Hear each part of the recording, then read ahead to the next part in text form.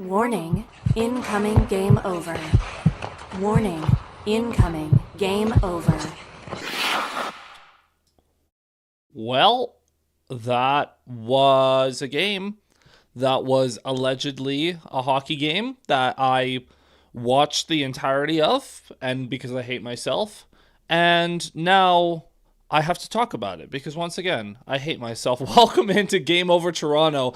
I'm tempted to turn this into game during Blue Jays because of how bad that Leafs game was, but welcome in everyone. My name is Zach Payne, here to talk about whatever that was, a 6-3 loss to the Columbus Blue Jackets.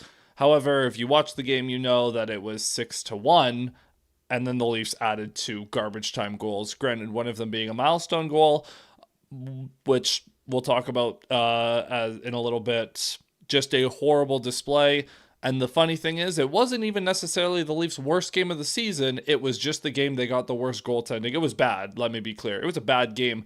It honestly was far from their worst effort, though. This is what happens when the Leafs do not get the goaltending that they really, really need. They've been not good defensively this season, and when a goalie gets beat clean that many times, you're going to be in for a rough ride. So, for anyone that is new here, then welcome to Game Over Toronto. First of all, make sure to hit like and subscribe. We go live after every single Toronto Maple Leafs game. The way that we structure these shows and the way that I structure these shows, this first period is going to be a game recap, the what in this game. Second period is going to be the bigger story coming out of this game. The third period is going to be the smaller story. Fourth period, we get to a Q&A. However, those of you who know me and have watched these streams throughout the season, you know that I kind of run this as a collaborative show with the chat throughout. So feel free to drop your comments as we go here. OKO Digital checking in saying, oof, that was a tough game to watch. I'm genuinely thinking of whether the Leafs should have kept Reimer instead of Primo for a stopgap goalie.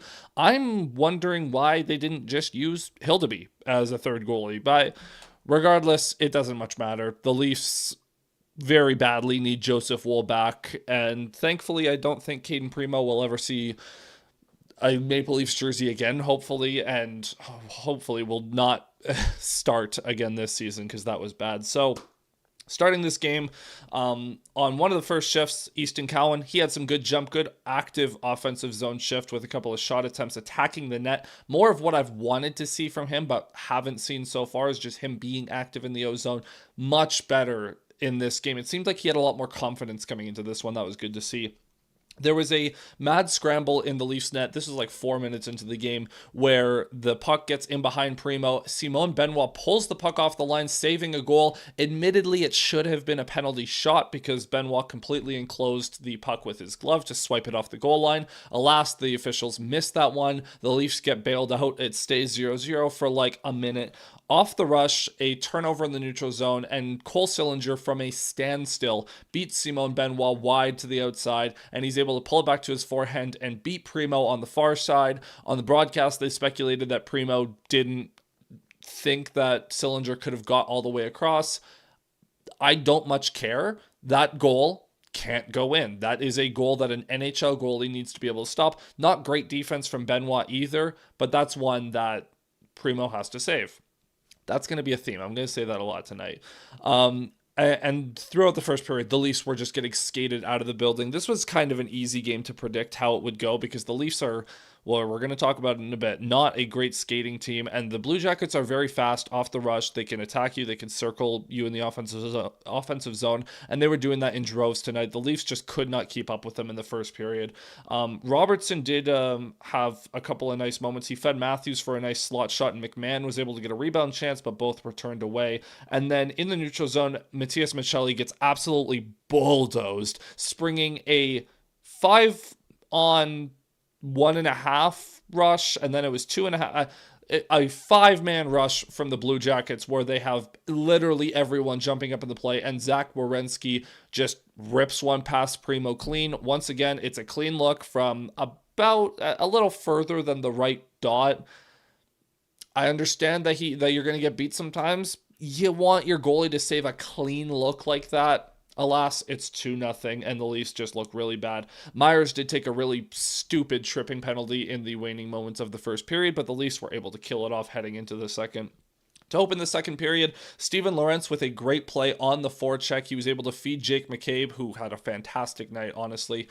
In the slot, McCabe got a shot off. It was stopped, but the puck bounces up in the air. And Sammy Blais, making his Leafs debut, bats it out of the air, gets a bunt goal, and makes it 2-1, cuts the lead in half. And that really started to go to the Leafs' legs. The Leafs started to skate a lot better, win a lot more battles. They were controlling play for the first 6, 7, 8 minutes of that second period.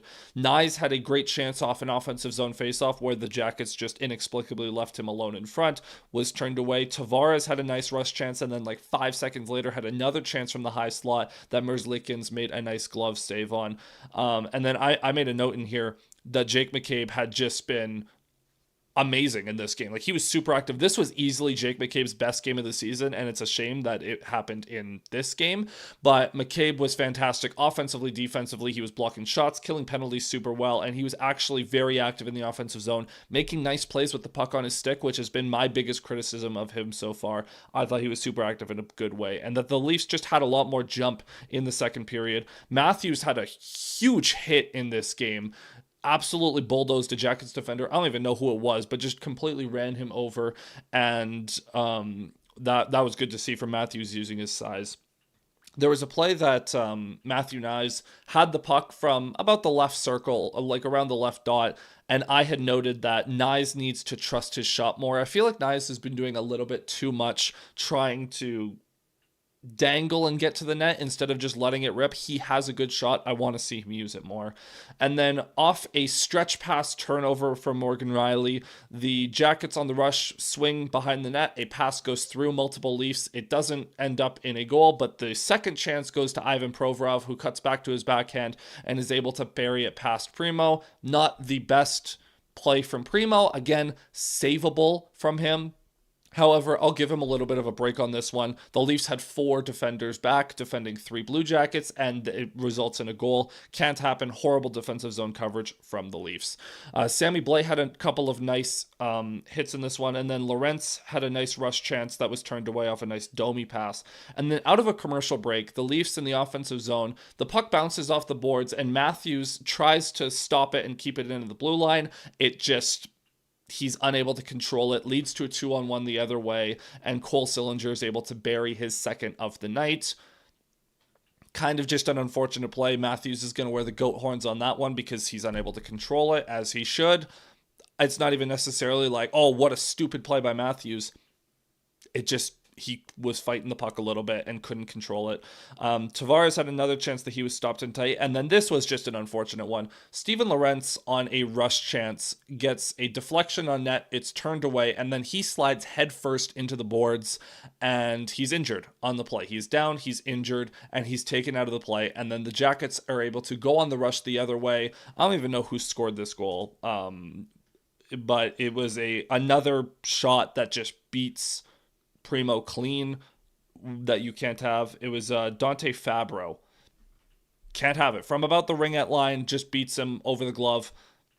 Unacceptable goal for a goalie to give up, and we'll talk about Primo later. Just can't give that up at all. And then the Leafs had trapped the Jackets out there for like 2+ minutes in the offensive zone. I didn't count a single good chance that they were able to generate with that. And then the Leafs finally get a power play opportunity. Rielly hits the post, and then Matthews takes a penalty immediately after on a slashing. Kind of a weird play where Matthews is just instinctively turning and swiping at the puck, and the Jackets player drops his stick. Matthews is complaining it's soft, and honestly, he's not wrong. But whenever you hit a player's stick and it falls out of their hands, the refs are probably going to call it most times. And then in the third period, Oliver Ekman-Larsson, another stretch pass turnover, and Olivier is able to beat Primo clean from about the ringette line. Another one that just is unacceptable and can't go in ever. And then the Leafs, with the game out of hand, they got a couple of chances. Easton Cowan came so close to having his first career goal on the power play. Nick Robertson fed him on a beautiful cross-ice pass, and Cowan just fanned, unable to lift the puck, and it's turned away by Merzlikins. Then on a rush chance, Robertson to Nyes to Tavares, a little tic-tac-toe, and Tavares is able to bury his 500th NHL goal. Now, this was a horrible game. Let's take a moment. Congratulations, John Tavares. That is an absolutely incredible accomplishment. 500 career goals. That is nothing to sneeze at. Absolutely incredible accomplishment. And it sucks that such an amazing accomplishment happened in such a dud of a game, because that is something that we should be celebrating. It should be super hyped about. Unfortunately, with this game, it just falls flat a little bit. But congratulations to Tavares. And then Robertson in the waning moments beats a guy outside and rips a very nice shot 5-hole on Merzlikins to make it 6-3, which gets us to our final score. Honestly, I want to bring this up. The advanced stats lied a little bit in this one, but the Leafs, they controlled 54% of the shot attempts at 5 or in all situations. The high danger chances were 17-10 in favor of the Leafs, and the expected goals 67% in favor of the Leafs. The Blue Jackets in all situations had 1.88 expected goals in this game, and they managed 6 on Caden Primo. I will give him a little bit of grace on 2 of them, the 2-on-1 and the backhander by Provorov. The other 4, unacceptable for any supposed NHL goalie to allow. They should never go in, and that's going to be Primo's lasting impact as a Leaf. I felt like it was a matter of time with this guy until he had one of these games. Regardless, just horrible from Caden Primo, and the Leafs lose in dramatic fashion as a result. I'm going to switch this over to our second period now. Again, just a reminder to hit that like button and subscribe with notifications turned on. I'm going to try to race through this show a little bit just because the Blue Jays are on and they are up going into the 8th inning, I believe. They just got out of 7. Trey Savage has pitched a wonderful game so far. 7 innings down with only, I think, 3 hits allowed. Great job from Savage. And it seems like the Blue Jays are poised to give themselves 2 chances to win the World Series back home in Toronto. In this second period, I want to focus on the big story, which is actually not goaltending, surprisingly enough. The Leafs are in a bit of a bind with their roster construction right now. And I'm starting to think that there is not as much synergy between what NHL teams are supposed to look like, what Brad Treliving wants to build, and what Craig Berube wants Treliving to build here. And let me explain. The NHL, with the speed and skill that is available in the, just nowadays, it is unbelievable. And teams like the Blue Jackets are not necessarily the best teams in the world, but they play with speed and they are able to burn you off the rush, and they are able to skate circles around you when you get trapped. And that is something the Leafs have really struggled with under Berube in the last year and a half. Berube wants this team to play heavy. And as a result, the Leafs have a lot of bigger, stronger guys that aren't as fast, which means the Leafs lose a lot of battles and a lot of races to the puck. Not necessarily battles. They do pretty good in board battles, but they lose a lot of races to the puck. And that is a very difficult, especially in October. We've talked about how this team is not built for October hockey. But I'm really starting to get concerned about the Leafs' inability to skate, which is such a weird thing. They don't skate well. Matthew Nyes, the big story coming into the season was how much weight he's put on, how much muscle he's added. He's up to 235. He looks just a little bit slow on some of these plays. Austin Matthews, same thing. He just looks a little slow on some of these plays, a little bit slower than usual. Nick Robertson was someone who actually stood out because he just hustles every single time he's on the ice. There's no stop in that guy, and I thought he was skating really well. But the Leafs do not have a fast lineup, and I just really need, my thing for the Leafs is I've always been of the mind that toughness is a mentality. I don't care how big you are, and we are really seeing proof of that with Brandon Carlo, who's 6'5", 236 or something. He's huge, and he's not that tough of a player. He's kind of a puppy dog back there. He's big, but he doesn't impose his physicality. And then you see guys like Max Domi is a bad example, but we'll just say Max Domi for sake of argument. He's small, but he will go, he will fight you. He will drop the gloves. He will get in your face. He's not afraid of the smoke. And I've always believed that. I've always believed that the Leafs, the toughness is between the ears. It has nothing to do with size. I've always wanted the Leafs to try to find talented players who have that tenacity. Now, a player like Matthew Nyes is that. Matthew Nyes, yes, he's big, but he is a super tough player. He's fought in this league before. He will absolutely go you. I love the clip a few years ago against Boston where he was giving I think it was Pasternak some grief. Like Pasternak was giving some grief to either Matthews or Bertuzzi, and Nyes goes up to him and was like, "Yeah, go me, fight me." And the guy backed off. He's like, "Yeah, that's what I thought." Like, I love that from Nyes, and the one in the playoffs last year against Ottawa where he takes a penalty. He's like, that was he's trying to complain. And then an Ottawa player comes up to him. He just shoves him over. Like, I love that. I love that kind of stuff. But the Leafs don't have enough of the mental toughness. And that's another thing why I liked Tyler Bertuzzi so much, is because he was a functionally tough player. He wasn't afraid of going to the net. He wasn't afraid of going to the dirty areas. He would just play the way the game is supposed to be played. Whereas now the Leafs have bigger bodies like Nick Waugh and Dakota Joshua. I don't feel like Dakota Joshua uses his size enough. Like, he doesn't impose his size enough. For someone so big, I wish that he had more of I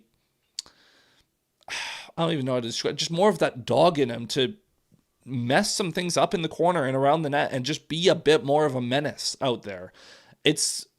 And that's the trade-off, right? The Leafs have all these big guys that aren't using their size effectively, and now they're big and slow and are unable to keep up with a team like Columbus who skated them out of the building. So it just feels like it's one of two things. Either Berube is wanting the Leafs to just be really heavy and big, and the Leafs have done a poor job of identifying the right players to fit that mold, or it's that Berube's style just sucks, which, granted, is very possible. I will give him a little bit of defense in that Lane Lambert, it looks like, was a much more significant cog in this wheel than anticipated, and Derek Lalonde has been horrible so far, and the Leafs' defensive zone coverage has been way worse than it was last year. So I'll give Berube a little bit of grace there. But in terms of roster construction and identity, the Leafs, for as much as they bought into it last year, they don't look nearly as engaged in it this year, and they have not established a good forecheck. They have not been good at taking away the middle of the ice the way Berube wants to. They haven't been direct enough in the offensive zone. They haven't gone to the net enough in the offensive zone. There was a play where Jake McCabe got the puck at the blue line, and the seas parted from him, and he got a wide open look. And part of the reason the seas parted is because the Leafs had 3 guys at the net, and 1 second later, there was no one at the net. That is horrible. The Leafs are like allergic to the front of the net, and I'm really hoping that a loss like this in such emphatic fashion will give them the kick in the rear that they need. But man, it's not been good. Pyro checking in saying Primo doing some Montreal agent duty. Yeah, that was not great. Not just Reimer could have claimed Dawes off waivers. Honestly, you could have claimed anyone. I should have just used Hildeby. Like, the difference between like a Dawes or a Primo or a Hildeby, I can't imagine is that significant, right? So regardless, Primo cannot start another game. Especially if this team is losing those puck races and what that does to the mentality too. Yeah, like the Leafs are second to every puck, and that's okay, because the idea is, hey, we might be second to every puck, but we're going to get it off of you. We are going to hit you. We are going to separate you from the puck, and we're going to take it back. We haven't seen enough of that this year. There was the one really good play on the Blais goal where Lorentz just gets in on the forecheck. He's like, I'm taking this puck, and I'm going to make a play with it, and then it leads to a goal. And Sammy Blais, I will say, Sammy Blais was excellent in this game. Sammy Blais should be in the lineup once again on Saturday. I don't know who you scratch. I don't know who you bring out of the lineup. I don't much care. Sammy Blais has to be in this lineup because he is that Berube type player where he has that mentality to play the way Berube wants. And if not everyone on the roster does, you need to take advantage of the guys who have that. So, and he was good tonight. Is there any room for just conditioning into a faster team, or do they just not have the players to do it? I don't think it has anything to do with conditioning, and you don't necessarily need to be the fastest team. Again, look at the start of the second period. The Leafs were doing a much better job at matching the skating and the speed that the Blue Jackets had, and they were matching it with just better hustle and better effort to start the second, and they started out skating the Jackets and outworking them. And then that third goal that the Jackets scored off that it was off a turnover, I think. That one was the straw that broke the camel's back, and then the Leafs completely folded after that. And granted, Primo folded as well, so it didn't help. But the Leafs are capable of playing against a fast team and playing effectively. You saw it for that stretch. They just don't do it consistently enough.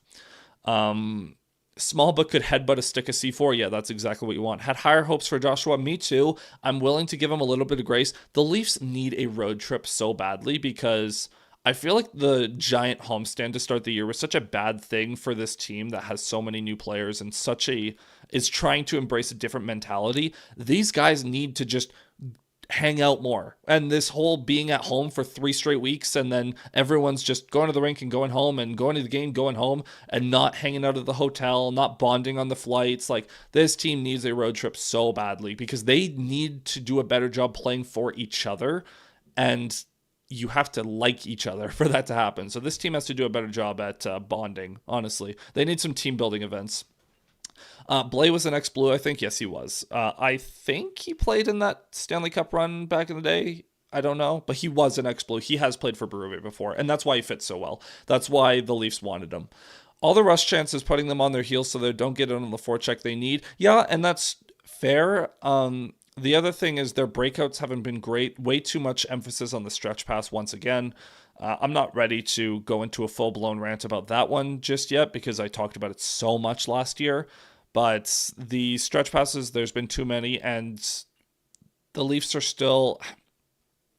They just don't sustain pressure in the offensive zone enough. They don't win it. Like, even if they win a battle on the forecheck, it's one and done.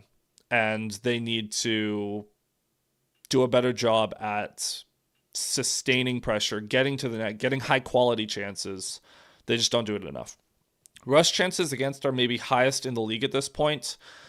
And no road trip for a few weeks. Yeah, I know, Pyro. It sucks. Like, they've got a big one at the end of November, which I'm looking forward to because they've played like no road games. But hopefully this game and the Philly game will just give them a little bit of a chance. I want to see. Can I bring up rush chances against? Which place calculates that? I don't know if Natural Stat Trick does. Does Money Puck have rush chances? Let's find out. I want to see where the Leafs rank. But road trip got some tougher upcoming games with Washington, Florida, big one with Montreal. It's going to be exciting. Washington, Toronto, I could see being a banger. Honestly, this is kind of a cop-out answer, but I feel like every regular season game can be a banger. It just depends on the effort that these guys have. Okay, let's see. Is there rush chances on this? Because that's a great question. Okay, I wonder what their rush chances against are. Okay, there's rebounds. There's got to be rush chances. No, there's not. Come on, man. Did I miss it?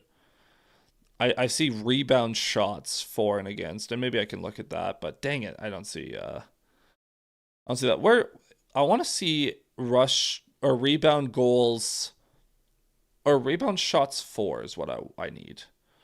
Rebound shots for above expected. Not a great stat, but the Leafs are in the bottom. I think they're 25th in rebound shots for above expected. In total rebound shots for per game, the Leafs are 23rd, which is not. They want to be top 5 in that category ideally, and they've not been doing a good enough job. And rebound goals total, they are kind of middle of the pack. They only have 2. It's kind of a skewed stat because no one has a lot of rebound chances. Actually, let me look 5-on-4. That's another good one. On the power play especially, this is where I want to see this stat way up. And the Leafs are middle of the pack on rebound shots for... Well, they're doing okay on the power play in terms of rebound shots. But anyways, they need to do a better job of that. Sorry, I couldn't find the rush chances against. But if you can find it, please drop it in the chat because I'm very curious on that. So yeah, that is where we're at. I'm going to turn us over to our third segment now. Just a reminder to hit that like button and subscribe to Game Over Toronto with notifications turned on so you don't miss any broadcast after Leafs games. And go follow the Game Over Network on social media as well. Hey, go follow me, Zach Payne 41, Twitter, Bluesky, and YouTube. Getting into this third segment now, this is where I will talk more about Caden Primo and mainly about the Leafs goaltending. I mentioned that I did not... Primo can't play another game for the Leafs. The Leafs have a back-to-back on November 8th and 9th against the Bruins and Hurricanes. So if Joseph Wool's not back by then, because he has to get up to speed and he's going to go on a conditioning stint at some point in the next few weeks. If he's not ready for that game, then Hildeby should start that. Aside from that, it's going to be Stolarz. Man, when Joseph Wool comes back, he's going to have to play a good chunk of games. I would give Wool at the first couple of starts when he's back, give Stolarz legit time off, and I would probably play Wool 7 out of 10 games when he comes back, just to let Stolarz relax, because Stolarz has not been good either. And that's kind of the theme that I want to talk about. The Leafs goaltending has been real bad. I got to go back to natural stat trick. I got to pull this up, because the Leafs, in terms of their save percentage on high danger chances, low danger chances, it has not been good at all. Let me pull this up. Their save percentage at 5-on-5 this season has been third last at just 8.73. The Leafs are they're 30th in save percentage at 5-on-5 in the league. For comparison, last season, they were, hold on.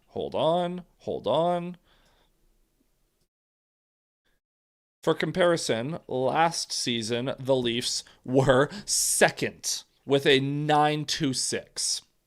The Leafs have gone from a 9.26 down to, what did I say, 8.7 something? It's horrible. 9.26 down to an 8.73 at 5-on-5. Unacceptable. Their high danger save percentage is 27th in the league at a 771. Now, granted, it's high danger. A lot of teams are bad at that. But it's just been horrible, man. Your save percentage can't be this bad. And that's such a big drop-off. Part of that is Stolarz. Part of that is...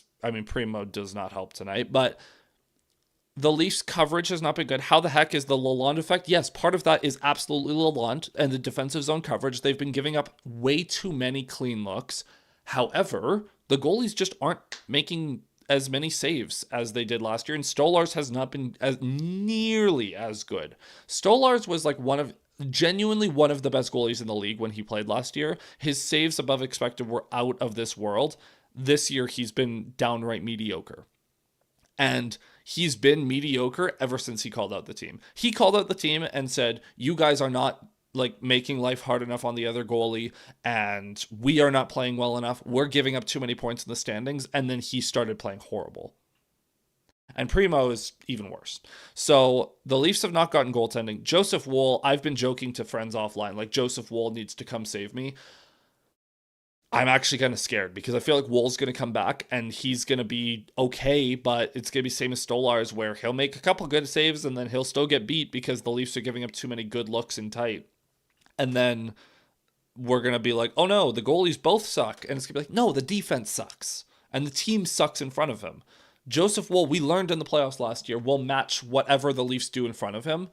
So that's going to be the litmus test. If Wool comes in and looks mediocre to okay, we know that it's the team in front of him because he will match the quality of the team in front of him. And if this game doesn't wake him up, I think the wake-up call's coming at some point soon for the Leafs. And whether or not that's firing a coach like Lalonde, whether or not that's making a move and making a trade and trading someone off the roster, I don't know. They need change, though, because this has not been good enough. It just simply has not been good enough from the Leafs. I'm going to just turn this over to our last segment. This is the Q&A part of the show. So if you have questions, this is the time to ask them. Yes, I'm in a bit of a hurry to get out of this because I want to see the end of this Blue Jays game, although we might as well watch the bottom of the 8th. They have 2 outs. They're up 6-1. Dominguez has the pitch and a 3-2 count to send it to the 9th inning. The Jays 4 outs away right now. Dominguez, the pitch is a walk. Okay. Samsonov plus Campbell, JPEG. Look, that pair was something. And I don't want to I don't want this to be taken out of context. I love Stolars and Wool, and I think they're a very good goaltending duo. Stolars has not been as good this season so far. He's capable of better. The big thing is that the Leafs are just needing to play better in front of them as well. It's both of them. Craig Brew. Oh yeah, I should mention Steven Lorentz left the game with an injury after going headfirst into the boards. There's no update on him from Berube. I imagine that this will be the avenue to Blaze staying in the lineup for a bit. And everything. So I have a list on Twitter to keep track of all my Leafs beat reporters, and everyone is only talking about Savage right now and how good he's been. By the way, Ohtani back up to bat. Dominguez, and that is going to be a ground out for Ohtani on the first pitch right to Vladdy. So the Jays are 3 outs away from a 3-2 series lead. Ohtani going to finish the night 0 for 4. Incredible. Okay, so what's your favorite all-time Leafs rivalry? What rivalry do you say doesn't get as much attention? And what's your favorite non-blue and white Leafs jersey? Okay, 3 questions in one. Thank you, Pyro, for those. Let's attack these one at a time. Favorite rivalry? It's hard. It's hard not to say the Bruins because the Bruins are the team that I hate the most. The Lightning pseudo rivalry, just because the Leafs are actually good against the Lightning, I like, but I wouldn't call that a full rivalry. The Habs, I don't care as much for that rivalry. It's more fun, but I don't care as much. The Sens, The Sens is one of those. It's funny because the Leafs and Sens rivalry is very similar to the Leafs and Bruins rivalry in that the Leafs and Bruins rivalry is one-sided. Bruins fans don't think about the Leafs the way that Leafs fans think about the Bruins, and it's the same for the Sens. Sens fans hate the Leafs, and Leafs fans I feel like don't really care about the Sens unless you're an old school fan and you grew up on those early 2000s series. Younger Leaf fans like myself don't care about the Sens. So I think favorite would have to, and Florida is Florida's the same kind of deal where it's the Leafs hate Florida. Florida doesn't think about the Leafs. So I'll say Boston because Boston's the one that in 2024, I really wanted to play them in the playoffs. I really wanted that series. And because I was the Leafs are not going to do anything until they slay this dragon. And then they lost again. And then the dragon that they always dreamed of slaying died of old age. And they will never get that chance again. So that's unfortunate. I guess the dragon is kind of manifested into the Panthers now with Marchand over there. So maybe they'll get another kick at the can with Barkov out for the year. Who knows? So I'll say Boston is my favorite. What rivalry do you say doesn't get as much attention? The Leafs and Jets rivalry. This is one that developed in the Canadian division season. The Jets and Leafs hated each other that year. And it's kind of boiled over. There's the infamous clip of Mark Scheifele being is there anything better than being the Leafs and just being a total idiot? There's Logan Stanley hiding from, who was it? Was it Wayne Simmons? And then doing the whole he's hiding behind the ref because he won't fight Wayne Simmons and then has the audacity to try to brag about it. Logan Stanley, by the way, wow, what a horrible defenseman. He's so bad. But that rivalry, and there was the Spezza kneeing Pionk in the head.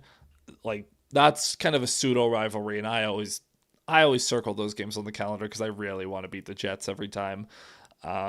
Because I just don't like that team. I don't like the culture they have over there. I don't think that they are ever going to be a serious team. I was shocked they won the President's Trophy, and I was they're losing in the first round. I was so sad when the Blues choked that with a couple of minutes left. You're saying Jets versus Leafs dream Stanley Cup final?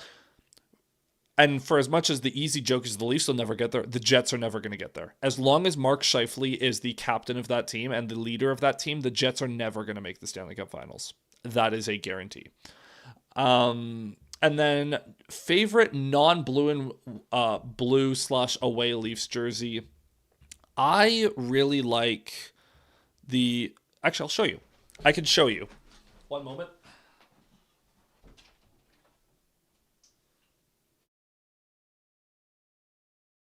These two.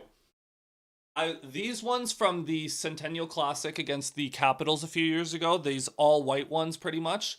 These ones are super clean, and I really like these ones. I like these are the reverse retros from the second edition of the reverse retros. They wore these like twice and never wore them again, and I was really sad. I'm also really sad because the one that I got, so that's unfortunate. Yeah, I might change this one to a Matthews, but that's unfortunate. But these two are they're so sexy. I love them. Love them. Okay.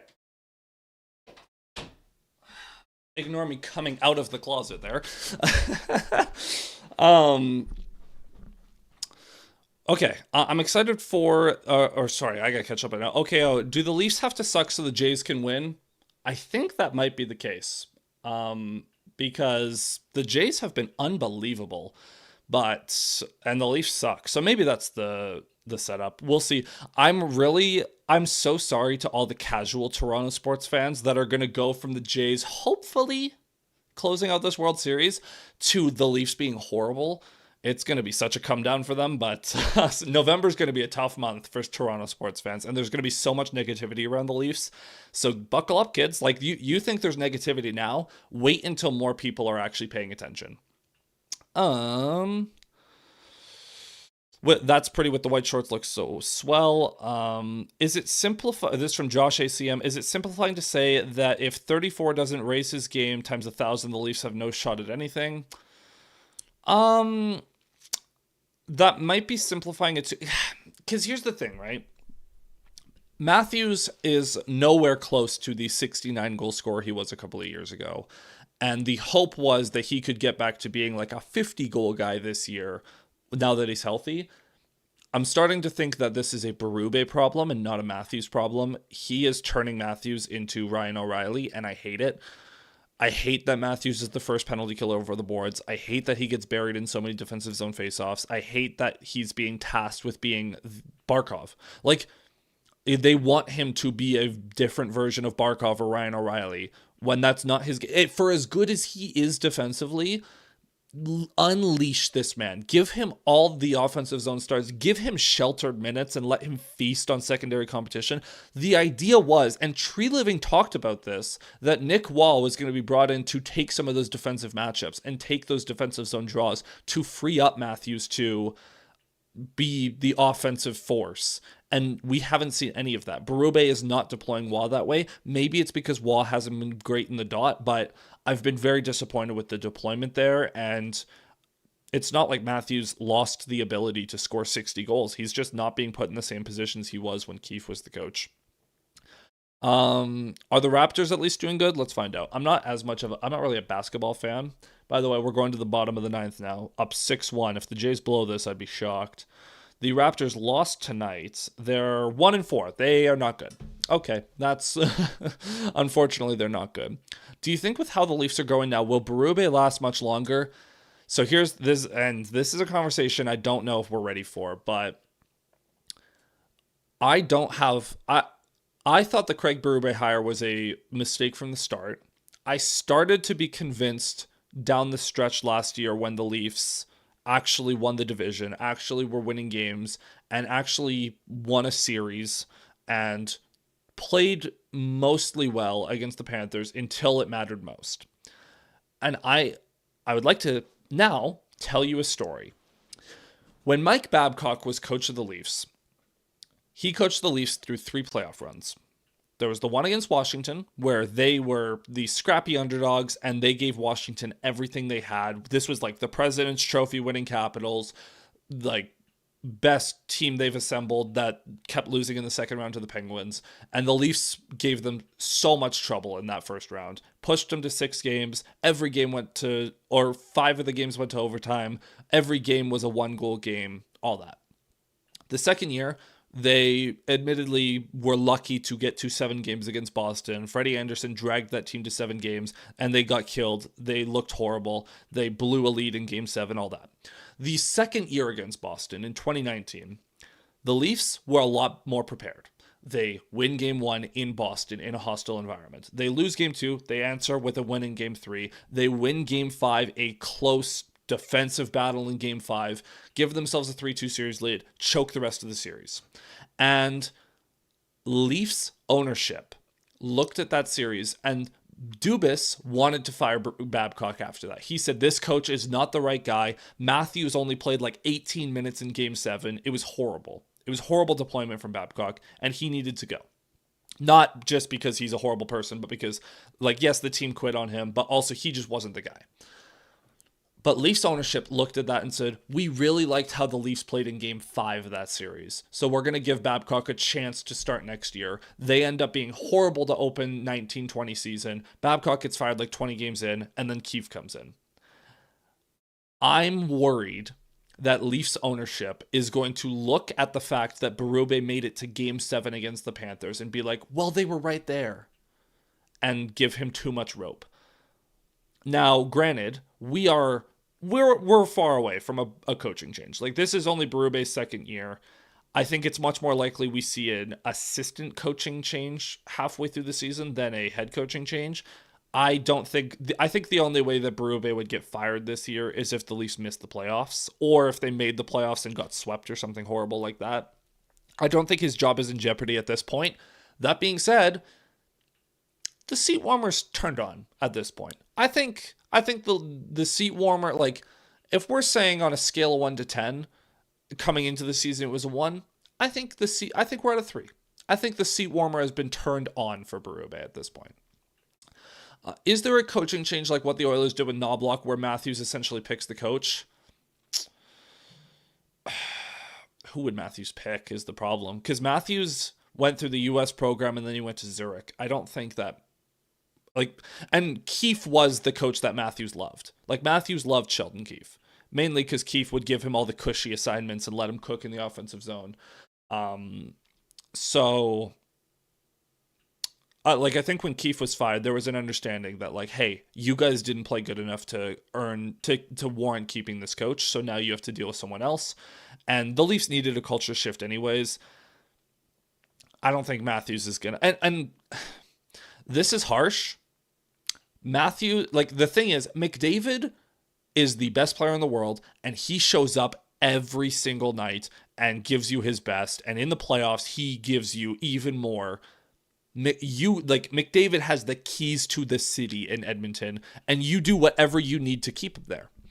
With Matthews, man, Matthews has not gotten to the point where he's warranted having that kind of impact with the organization. Like, this is not a LeBron situation, a GM, like, where he's making the trades. He's like, go get that guy, go hire this guy. There's not a McDavid situation where McDavid has more say than players usually do.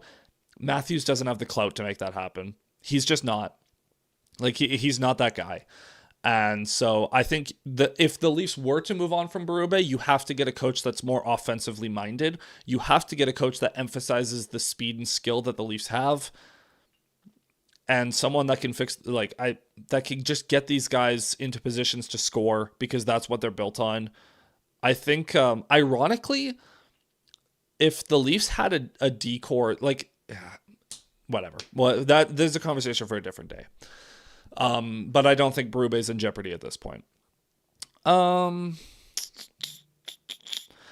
This from David. I still wonder if Berube will want to quit as Leafs head coach after this season, at least if the Leafs don't see playoff action. That would be really funny if Berube just came out and was like, these guys suck, I can't deal with them, bye. That would be hilarious. I don't think Berube is going to do that, because Berube wanted this job. Berube really wanted this job. There was the clip of Bissonnette while the Leafs were playing the Boston Bruins in that series, and he was like, I'll leak you, shut up, like he was like giving him a jab, like, oh, like don't say that or I'm gonna leak you being the next Leafs coach. Like the Leafs picked Berube while they were playing Boston in 2024, and Berube wanted that job. So I don't think that Berube wants to be here. I think he just doesn't have the personnel. Like he doesn't like half the roster. And he wants the roster to play a different style than they've been used to, and he needs to change the culture, and he's working on it. It's going to be a process. We'll just see how it goes. I remember a huge debate about Matthews where one said that Matthews being a guy that makes those around him better and could drag a team by its neck to those 8, not being that guy. Okay, basically, is Matthews a guy that can elevate the guys around him and drag them to new heights? He has the potential to, and he certainly is capable of playing with worse players and still producing. However, we haven't seen it in the playoffs. We've seen it in the regular season. Like there was in his rookie year, he scored 40 goals, and half the year he was playing with rookie Zach Hyman and Connor Brown. We saw it in 2019 where he was playing effectively, and one of his better playoff series. He was playing with Andreas Johnsson and Kasperi Kapanen on that year. In the season where he scored 69 goals, he was playing with Tyler Bertuzzi and Max Domi half that season. Like he's capable of playing with guys that are not superstars. By the way, Sportsnet. What a horrible job Sportsnet's done over the last couple of days. Multiple broadcasts have said that Matthews has never played without Nylander or Marner on his line. Blatantly false. Blatantly false. And I can't believe Sportsnet's been so lazy with their research. Anyways, Matthews, fully capable, but we haven't seen it when it matters. That's what I'll leave you with. Josh saying, Zach, I hear you about Berube, but the bottom line is Tree likes Berube and the style he's associated with, even if that style isn't being applied correctly at the moment. Changing Berube is highly unlikely. I totally agree. And I don't think that we're close to that situation unless the Leafs miss the playoffs. I think the problem is just with the personnel that was already here, incorporating them into the Berube style, and also the new guys haven't meshed very well. It's just out of sync.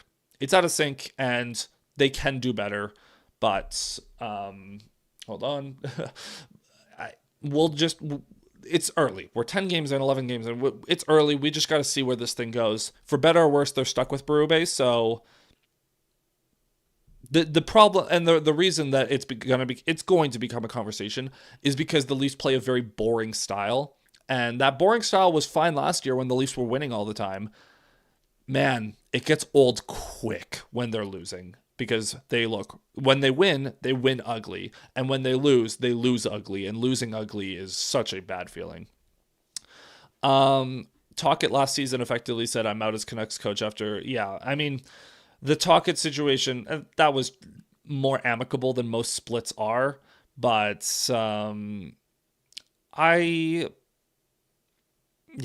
I mean, the Canucks are a different situation. That was the Canucks was such a toxic situation with the Miller and Pettersson drama and all that. So it's a bit of a different situation, but it's not unprecedented to your point, David. Gotta thank you for being cool with me. I'm a little raw / early on hockey knowledge and analysis, so thanks for the patience. Hey, Pyro, absolutely.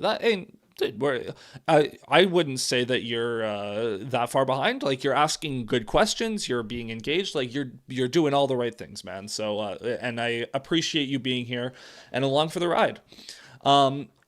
Matthews needs to understand that Marner's no longer there, and it appears Matthews has played without Marner loads of times on the same line. Yeah, Matthews has done this without Marner. This is not a Marner issue. This is not a Marner. Now, Marner not being with the team might have Matthews a little down. Like, there's maybe that where it's like, oh, my BFF isn't here. Tough shit, man. Tough shit. You make $13 million a year. I don't care that your BFF isn't here. Play better, quite frankly. And Matthews is playing perfectly fine for what Berube is asking him to do. It's just the goal scoring isn't there. He needs to produce more offensively, which is not something I ever thought would be a problem for him, but that's where we are. We're still really early. It probably doesn't help that when the Leafs lose, they get dogpiled the most. And it's not even that the scoreboard is necessarily horrible. When they lose, they just look bad. Canucks is just a rolling shit show, handy for us if we want Quinn. We're not getting Quinn. Oh, for the Devils. Sorry, I forgot that you're a Devils fan, Pyro. You're going to get Quinn. The Devils will get Quinn Hughes at some point. I will almost guarantee that. Here's to hoping there's a turnaround coming for the Leafs. Go, Leafs, go. Here's hoping, man. I've been the one championing that the turnaround is coming and that it's going to happen in November. I think this is kind of a low point for October, and October's been a bad month. That being said, I still believe that the Leafs will turn it around at some point. Just gotta be a little patient still. Just gotta be a little patient. Let's I'm gonna wrap this show up in a second, but there's 2 outs in the bottom of the ninth. The Jays are about to win, so let's just hang out for this last out. So Hoffman with Teoscar Hernandez, 2-2 count, 2 outs, 1 man on first. Not in any danger right now, but just gotta close this one out and give the Jays a 3-2 series lead. Hoffman. The pitch is away, swing and a miss. Hoffman's second strikeout, and the Toronto Blue Jays are 1 win away. They take 2 in LA, and they are heading home with a 3-2 series lead and a chance to win the World Series on Friday in front of their home fans. Oh, baby. Oh, man. Team of destiny, dude. Team of destiny. Aren't the Leafs kind of bad in October, November, historically slow starting? They're historically bad in October since about 2019. They are historically great in November. So we'll see what happens. They're usually really good. So we'll see what happens. If they're bad in November, if the Leafs are still bad in November, that's when I'm going to really raise the alarm bells and be like, oh, we have a problem. Because they usually are and then they figure it out. I think they'll figure it out. If they don't, then I'm going to be like, oh, we have a problem. I count 6 straight games of LA's 3 goals the Leafs have allowed with no apparent end in sight. I mean, yeah, the defensive zone coverage hasn't been great. The goalies have not been great. Play better. The apparent end in sight, David, this is the thing. Is this tunnel? I don't know where the light is, but the thing is it could be around a corner at this point. Like, the Leafs could wake up on Saturday and decide to play better and allow 1 goal. Or they could not. It's entirely like it's between the ears. So we'll see what happens. That'd be so sick if the Jays win. Yeah, a lot of very winnable upcoming games. Who knows? Maybe the Leafs on a 5-game win streak soon. And honestly, like the problem is the Leafs have had winnable games. Like both games against Buffalo, winnable. Tonight against Columbus, winnable. Like, and yes, every game is winnable to an extent, but you expect to win against some teams versus like Colorado or, you know, like the elites in the league. Edmonton, for example, always gives the Leafs fits as well. But yeah, we'll see.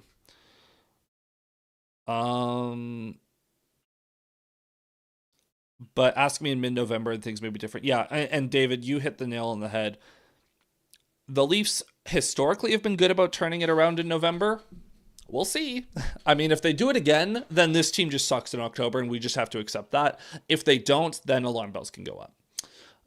So with that being said, that is going to be where I'm going to wrap this show. Thank you so much to everyone for tuning in on YouTube, and thank you to everyone in the chat for hanging out with me and asking, being fantastic as always. I love hanging out with you guys. I will be back on Saturday for that show after the Leafs and Flyers game.